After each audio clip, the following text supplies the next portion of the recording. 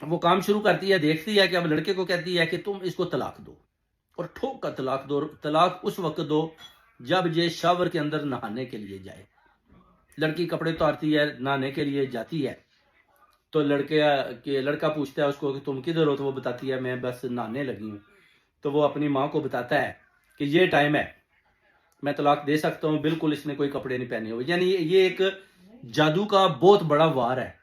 جب سامنے والا بغیر کپڑوں کے ہوتا ہے تو اس کے اوپر جادو اتنی تیزی سے ہوتا ہے کہ آپ سوچ بھی نہیں سکتے۔ تو اسی وقت لڑکا اس کو تینوں طلاقیں دیتا ہے۔ لڑکی چیخیں مارتی ہے، اس کی والدہ آ کر اسے سنبھالتی ہے، بڑی مشکل کے ساتھ وہ جو طلاقیں ہوتی ہیں وہ کیسے وہ قبول کرتی ہے، کیسے ایکسیپٹ کرتی ہے۔ لو میرج کی ہوتی ہے، ٹک ٹاک کے اوپر جو دشمنی میں بدل جاتی ہے، کوئی ساتھ دینے والا نہیں۔ والدہ بھی کہتی ہے کہ فکر نہ کرو، ڈیورس ہو گیا، نو پرابلم، تم اپنے گھر میں آ گئی ہے، بچ بچا کر آ گئی ہو۔ اس کے بعد لڑکی کہتی ہے کہ جب شام ہوتی ہے تو میرے کانوں میں کوئی آوازیں دیتا ہے، پیچھے سے میرا نام لے کر پکارتا ہے۔ یعنی جادو کا یہ ایک بہت بڑا نشانی ہے۔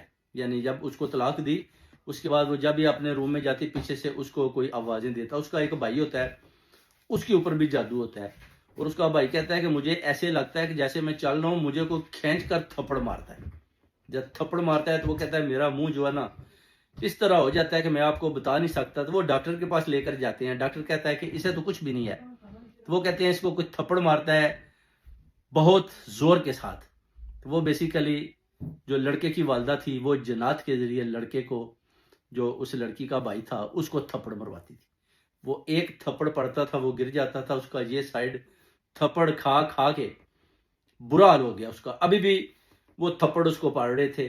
مجھ سے رابطہ ہوا، مجھے انہوں نے بتایا، میں نے بتایا کہ جناب یہ تھپڑ جو پڑ رہے ہیں، یہ جو لڑکی کو آوازیں دی جا رہی ہیں، یہ جناتی عمل ہے، یہ کالا عمل ہے، یہ مسانہ قبالہ جادو کا بہت بڑا وار ہے جو لڑکے کی والدہ کی طرف سے کیا جا رہا ہے۔ اور لڑکے کی والدہ کا یہ نام ہے، اس کی بہن کا یہ ہے، دو اس کی بہن کی اور بہنیں ہیں، وہ مل کر اس کے ساتھ آپ کی دشمن بنی ہوئی ہیں اور آپ کے اوپر جادو اور کالے جادو کے وار کر رہی ہیں۔ ابھی جو انہوں نے وار کیا تھا، اس میں انہوں نے یہی وائر کیا تھا کہ اس کی لڑکی کی جو والدہ ہے اس کو موت کے گھاٹ کس طرح کے اتار دو، رستہ صاف ہو جائے، اس کے بعد لڑکی اور اس کے بھائیوں کا بھی برا حال کر دے۔